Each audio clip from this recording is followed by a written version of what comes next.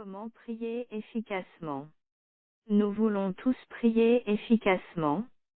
Parfois, nous nous concentrons tellement sur les résultats de nos prières que nous perdons de vue le privilège extraordinaire de pouvoir seulement prier. Le simple fait que des gens comme nous puissent s'adresser au Créateur de l'univers est déjà extraordinaire, le fait qu'il nous entend et fait ce que nous lui demandons l'est d'autant plus. Pour prier efficacement, nous devons commencer par comprendre que notre Seigneur et Sauveur Jésus-Christ a dû souffrir et mourir sur la croix pour que nous puissions nous approcher du trône de grâce pour le prier et l'adorer. Hébreux 10, 19-25. La Bible donne beaucoup de conseils sur la manière d'approfondir notre communication avec le Créateur, mais l'efficacité de la prière dépend davantage de la personne qui prie que de la forme de la prière. La Bible dit, la prière du juste agit avec une grande force. Jacques 5,16, les yeux du Seigneur sont sur les justes et ses oreilles sont attentives à leurs prières. 1 Pierre 3,12, Psaume 34,15, et encore, la prière des hommes droits lui est agréable. Proverbe 15,8. La prière a sauvé Daniel, le juste, de la fosse au lion, Daniel 6,11, et le peuple de Dieu dans le désert a été au bénéfice de la justice de Moïse devant Dieu, Exode 16,17. La prière humble et persévérante d'Anne, la femme stérile, lui a permis de donner naissance au prophète Samuel, 1 Samuel 1,20, et celle de l'apôtre Paul a même fait trembler la terre, Actes 16, 25-26. Les prières pleines de passion des enfants de Dieu peuvent donc clairement accomplir de grandes choses. Nombre 11:2. Nous devons nous assurer que nos prières sont conformes à la volonté de Dieu. Nous avons auprès de lui cette assurance, si nous demandons quelque chose conformément à sa volonté, il nous écoute. 1 Jean 5,14, nous devons prier selon sa volonté révélée dans les Écritures. Si nous ne savons pas pourquoi prier, Paul nous rappelle qu'en tant qu'enfants de Dieu, nous dépendons du Saint-Esprit, qui intercède en faveur des saints en accord avec lui. Romains 8,27.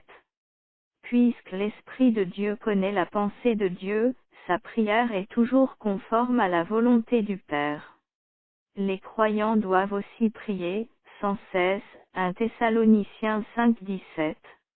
Luc 18,1, par exemple, nous appelle à prier avec persévérance, sans nous décourager.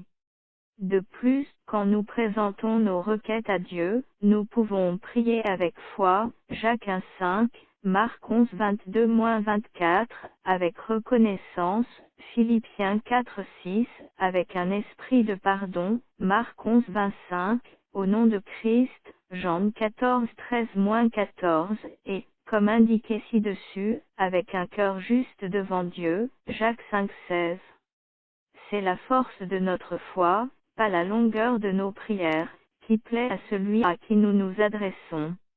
Nous n'avons donc pas besoin d'impressionner Dieu par notre éloquence ou notre intelligence, après tout, il sait déjà de quoi nous avons besoin avant même que nous ne le lui demandions. Matthieu 6,8.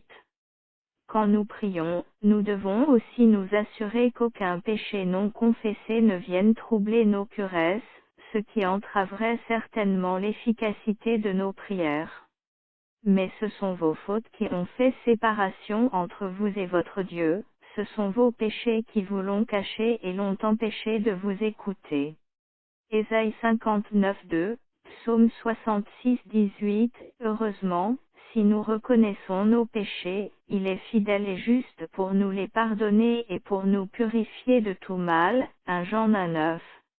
Les prières égoïstes et inspirées par de mauvaises motivations sont un autre obstacle à une communication efficace avec Dieu. Quand vous demandez, vous ne recevez pas parce que vous demandez mal, dans le but de satisfaire vos passions. Jacques 4,3, si nous rejetons l'appel de Dieu ou ignorons ses conseils, Proverbe 24-28, que nous adorons des idoles, Jérémie 11:11-14, ou que nous sommes insensibles aux cris du pauvre, Proverbe 21:13, cette attitude fera également obstacle à une vie de prière efficace. Une vie de prière efficace permet d'entretenir notre relation avec notre Père céleste.